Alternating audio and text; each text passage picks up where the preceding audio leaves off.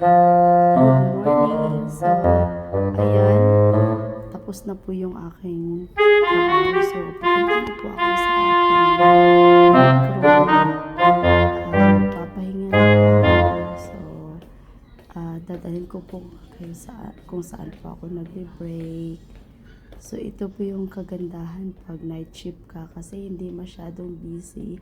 So, by the way, sa mga hindi pa nakakilala sa akin, so, I'm Percy Minor. So, isa po akong OFW dito sa Canada at isa po akong caregiver.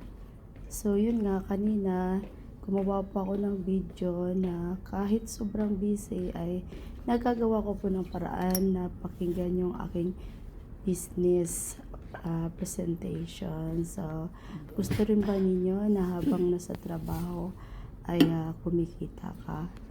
So, ayan. So, itutur ko kayo kung saan ako nagbe-break. So, ayan, pakita ko sa inyo yung nasa labas. So, walang snow.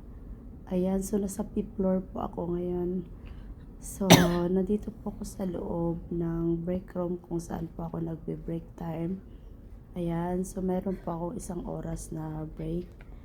So, hanggang dito na lang at God bless.